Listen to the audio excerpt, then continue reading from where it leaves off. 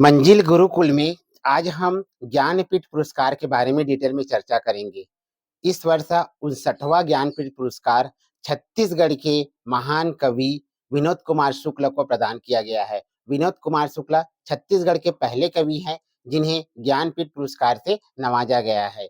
आइए आज हम उसके बारे में डिटेल में जानकारी प्राप्त करते हैं। ज्ञानपीठ पुरस्कार की स्थापना 1961 में की गई थी और 1961 में जो है श्री साहू शांति प्रसाद जैन ने ज्ञानपीठ पुरस्कार की स्थापना की थी। ज्ञानपीठ पुरस्कार साहित्य के क्षेत्र में दिया जाने वाला भारत का सबसे बड़ा पुरस्कार है, सर्वोच्च सम्मान है। इसमें भारतीय संविधान के 8वीं अनुसूची में शामिल सभी भाषाओं में एवं अंग्रेजी के कवि को, भारतीय कवि को जो है यह पुरस्कार प्रदान किया जाता है।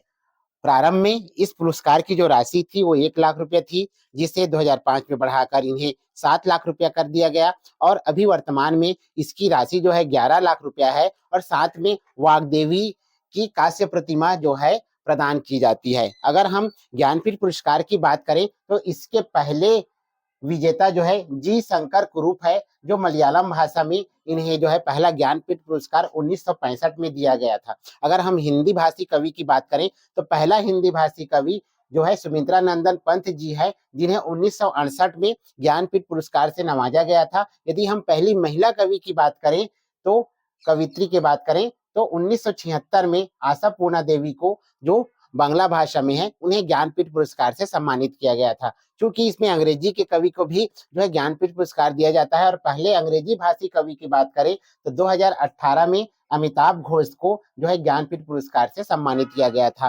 क्योंकि इसमें जो है इसके पहले वाले भी क्वेश्चन पूछा जाता है तो हम इसमें बता दें कि 56वां ज्ञानपीठ पुरस्कार 2020-21 में नीलमणि फुकन को दिया गया, जो असमिया भाषा के कवि हैं। 57वां ज्ञानपीठ पुरस्कार जो है 2021-22 में दामोदर मौजी को दिया गया, जो कोंकणी भाषा के कवि हैं।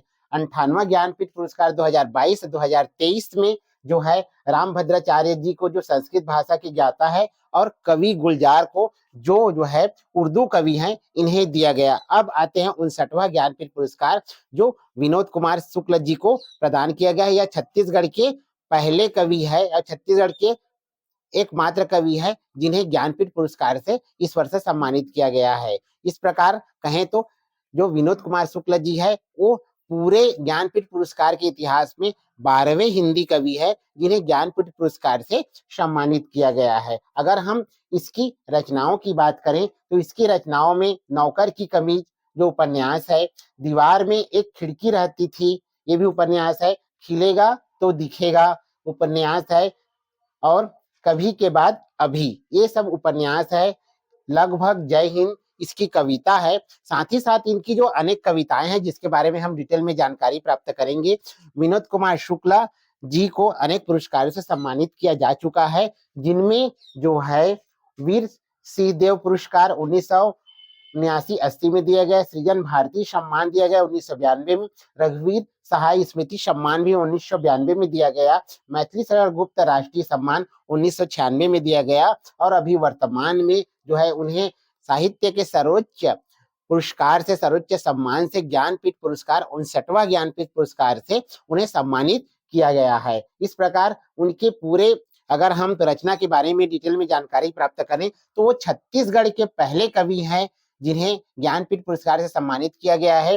हिंदी साहित्य में उनके अद्वितीय योगदान के लिए, सृजनात्मकता के लिए, विशिष्ट लेखन शैली के साथ हिंदी साहित्य की सहज संवेदनशीलता और नवाचार के लिए उन्हें पुरस्कृत किया गया है। यह उनकी जीत है। उनका जन्म जो है 1 जनवरी 1937 को छत्तीसगढ़ में जो है राजनांदगांव छत्तीसगढ़ में हुआ था। उनके कुछ कविताएं हैं जिनके बारे में हम इसमें डिटेल में जानकारी प्राप्त करेंगे। 1992 में सब कुछ होना बचा रहेगा एक कविता है जिसमें एक आदिवासी लड़की जो है घने जंगल में जाती है, महुआ बीनती है, लेकिन उसको बाहर और सेक से कोई डर नहीं रहता। लेकिन उसको डर किस बात का रहता है, जब वह महुआ लेकर गीदम के बाजार में जाती है तब उन्हें डर सताते रहता है। इसके बारे में जो है यह सब कुछ होना बचा रहेगा कविता में बताया गया है। उनकी एक कविता और है जंगल के उजाड़ में। इसमें जो है जंगल के उजाड़ में कांदा खोजते खोजते भूख से बेहोश पड़े आदिवासी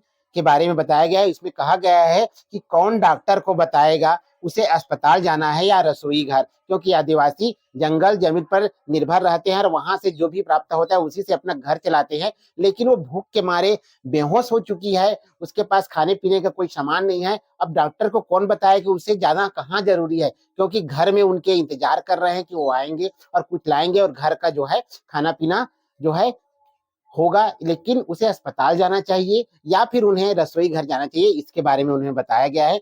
59वें ज्ञानपीठ पुरस्कार से सम्मानित श्री विनोद कुमार शुक्ल जी की कई कविताएं हैं, जिनमें से मुख्य कविताओं को मैं आपके सामने रख रहा हूं, जिनमें यह जो मेरे घर कभी नहीं आएंगे मैं उसके घर चला जाऊंगा, यानी कि जो मेरे घर में नहीं आएंगे फिर भी मैं अपने भाईचारा के, मैं अपने स्नेह से, मैं मानवता के नाते मैं उसके घर जरूर चलू जाऊंगा। उसके बाद प्रेम की जगह अनिश्चित होता है। प्रेम जो है कहते हैं कि पोथी पढ़ा जग मुआ पंडित भया ना कोई, ढाई अखर प्रेम का पढ़े सो पंडित होए। तो प्रेम की जगह जो है अनिश्चित होता है।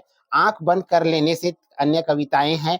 मैं अंतर्मुखी होकर चौथी कविताएं हैं। रायपुर बिलासपुर संभाग जो है कविताएं हैं। 3 मीटर खुशबू के अहाते अगली कविता है। दुनिया में अच्छे लोगों की कमी नहीं है, ये भी उनकी कविता है। कितना बहुत है, ये भी कविता है। साथ ही साथ आकाश की तरफ, ये भी कविता है। अभी तक बारिश नहीं हुई है, अगला है आकाश में उड़ता हुआ, और अगला है एक अजनबी पक्षी।